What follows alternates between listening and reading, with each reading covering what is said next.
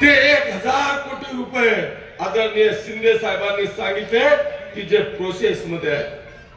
त्याच्यामुळे तुम्ही हिशोब काय विचारता? तुम्हाला जर का या भडगाव तालुक्याचा हिशोब, या भडगाव शहराचा हिशोब मी जर का दिला, अरे हे भडगाव शहराच्या मधून आमची गिरणामाय वाहते, पण या भडगाव शहराला आजपर्यंत पाणी पुरवठ्याची योजना मिळाली नाही. बांधवांनो, माझ्या या मुख्यमंत्री महोदयांच्या आशीर्वादाने या भडगाव शहराला 135 करोड रुपयाची पाणी पुरवठ्याची योजना मंजूर केली. काम चालू झालं. येणाऱ्या 6 महिन्याच्या आत माझ्या या भडगावकरांना 24 तास पाणी मिळाल्याशिवाय राहणार नाही, अशा पद्धतीची व्यवस्था आपण या ठिकाणी मंजूर केली. या पाणी पुरवठ्याच्या योजनेबरोबरच आमचे रस्ते खराब होणार आहेत. मग याच्याकरता पर्याय काय? तर त्या ठिकाणी 80 कोटी रुपयाची साहेब ड्रेनेजची योजना माझी मंजूर झाली. तिचं देखील टेंडर प्रोसेस झालेलं आहे. ती आता कार्यान्वित होण्याच्या मार्गावर आहे. आता ड्रेनेज आणि पाणी पुरवठा झाल्यावर सगळ्या रस्त्या खराब होणार आहेत. मग याच्यासाठी काय करायचं? तर हे काम पूर्ण व्हायच्या आत या माझ्या मुख्यमंत्री महोदयांनी 180 करोड रुपयाचा रस्त्यांचा डीपीआर माझा प्रोसेस मध्ये ठेवलेला आहे. आणि हा 1000 करोड रुपयाचा हिशोब विरोधकांना तुम्हाला देतोय. खरं म्हणजे तुम्ही माझ्याकडे हिशोब मागण्याचा आणि तुमचा काही संबंध नाही.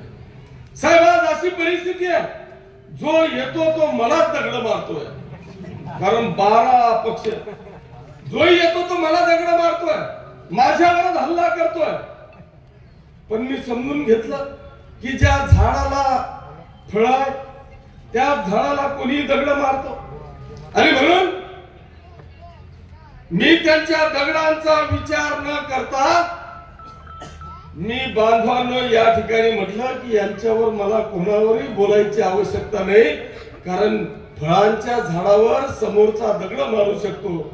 या सगळ्या येड्या बाबड्या, या येडा बाबड्यातले कोण दगड मारी? हे अनेकदा प्रयत्न करतात की हा आज चुकीचं बोलेल, उद्या चुकीचं बोलेल, याच्यातनं आम्हाला काहीतरी सापडेल. पण आता यांना तो विषय कुठलाही सापडला नाही. मी गेल्या मागच्या 10 वर्षापासून मैत्रीचं काम करतोय. या महाराष्ट्रातल्या तमाम आमच्या माता भगिनींचा मैत्रीचा साहेब या जळगाव महाराष्ट्रामध्ये 49 लाख लोक इन्व्हेस्टर होते. त्या सगळ्या इन्व्हेस्टरांची मी मागच्या 10 वर्षापासून या महाराष्ट्रामध्ये 288 पैकी हा एकमेव किशोरप्पांनी मागच्या 10 वर्षापासून काम केलं. आता ती केस राज्यमंत्रीकडे होती. आपल्याकडे राज्य मंत्रिमंडळाचा विस्तारच झाला नाही.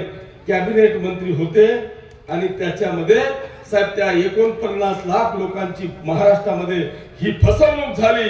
त्याच्यात जळगाव जिल्ह्यातले 50,000 इन्व्हेस्टर आहेत. 2.5 लाख इन्व्हेस्टर जळगाव जिल्ह्यातले आहेत आणि पाचोरा भडगाव तालुक्यातले 50,000 इन्व्हेस्टर आहेत.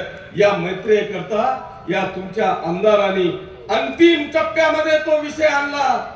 आणि आज त्या बाईच्या, त्या ज्या प्रमुख होत्या, त्या मैत्रीच्या प्रमुखाच्या 100% प्रॉपर्ट्या आपण शासनाकडे अटॅच केल्या. आता न्यायालयाकडून फक्त लिलावाची परवानगी घ्यायची आणि लिलावाची परवानगी घेऊन तो जसा जसा लिलाव होईल त्या पद्धतीचा पैसा जमा करून आणि या 100% जनतेला, या 50,000 आमच्या माता भगिनींना न्याय देण्याचं काम हा किशोरप्पा करतोय. पण आता ज्यांना माहित नाही, जसं प्रियाताईंनी सांगितलं, समोर काहीतरी ठेवायचं. तिला निदान मैत्रीचा महत्त्व माहितीये का? अरे या मैत्रीकरता 7-8 वर्ष झाले हा तुमचा आमदार त्या ठिकाणी इतकी मेहनत घेऊन ती केस इतक्या अंतिम टप्प्यात आणली की माझ्यामुळे या महाराष्ट्रातल्या तमाम माता भगिनींना, इन्व्हेस्टर लोकांना या ठिकाणी न्याय मिळणार आहे. पण आता आणखी असं काहीतरी वातावरण करतात. आज साहेब माझ्या गावामध्ये, माझ्या भडगाव तालुक्यामध्ये एका चिमुकलीवर अत्याचार झाला. आमची 4-5 वर्षाच्या चिमुकलीवर अत्याचार झाला.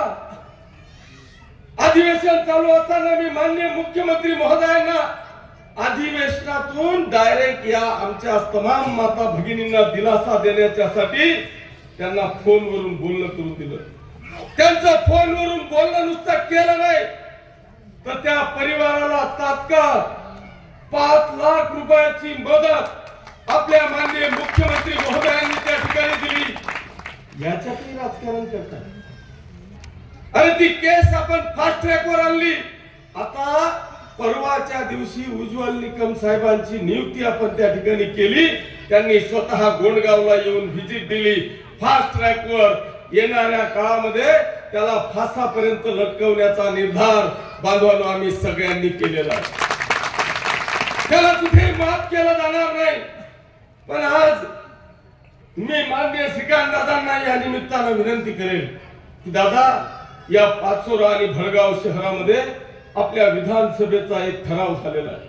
2017 मध्ये आदरणीय भुसे साहेब असताना भुसे साहेबांनी एक निर्णय या राज्यातल्या लोकांसाठी केलाय की जे लोक अतिक्रमण धारक आहेत, जे लोक 2011 पूर्वीपासून अतिक्रमण करून राहत आहेत, या सगळ्या लोकांचे घर नावावर करण्याचा निर्णय हा 2017 मध्ये त्या ठिकाणी झाला. आम्ही प्रचंड प्रयत्न केला.